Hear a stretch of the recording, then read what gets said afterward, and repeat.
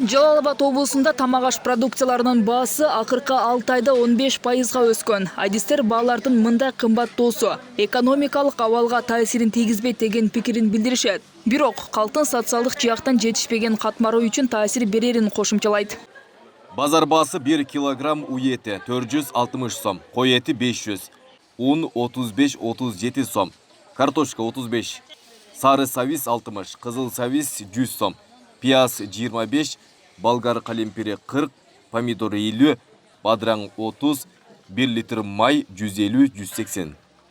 Сатуучулардын айтымында баалардын кескин көтөрүлүүсү айыл чарба продукциялары менен байланышта. Мезгили келсе бышыкчылыкта продукцияларда арзандап калаарына үмүт артышууда.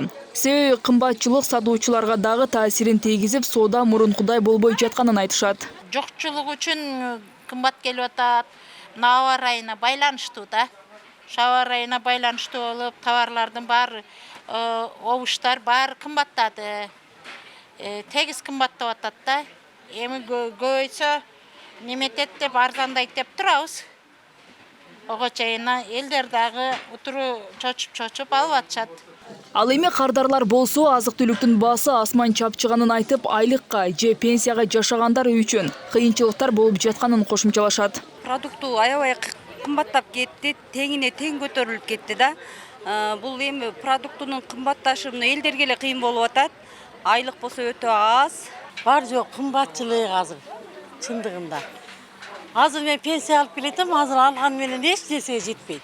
Монополияга каршы жөнгө салуу мамлекеттик агенттиги өкмөттүн чечими менен гана, мамлекеттик жөнгө салуу киргизилген убакта гана азык-түлүк бааларын кое алышат. Азык-түлүк баалары 1 ай ичинде 20%дан өсүп кеткен чакта гана жергиликтүү бийликке сунуш беришет экен. Азыркы күндө ушул бааларды байкоо изучение кылып, анализ жасалып жатат. Эмне себептен өсүп атат, кандай болуп атат? Бул бир эле Жалал Абад облусунда эмес, бүт Кыргызстан боюнча көтөрүлүү байкалып атат.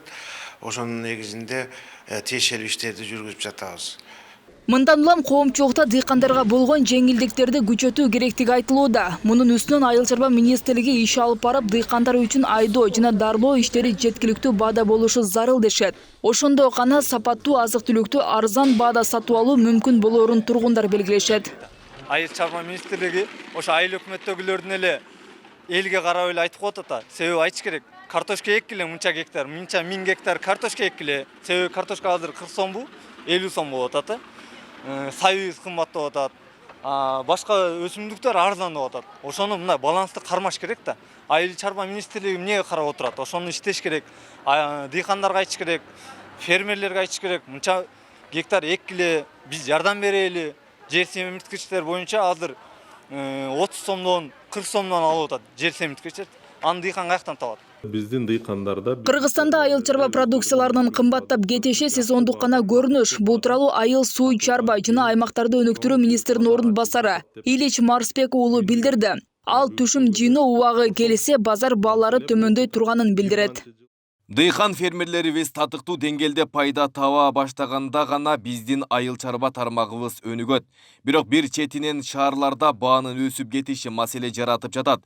Быйыл ала турган түшүм жакшы болгону жатат. Июлдун башы менен түшүм жыйноо иштери башталганда сабиздин, картошканын жана азыр кымбаттап кеткен айыл чарба продукциясынын баасы ылдыйлайт деп күтүп жатабыз.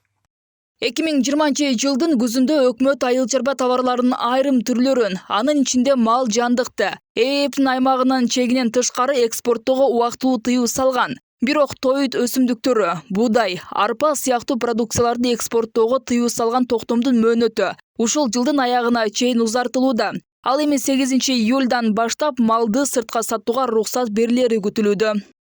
Гүлзада Төрөбекова, Акылай Карабаева, Замирбек Тойчубаев, Регион.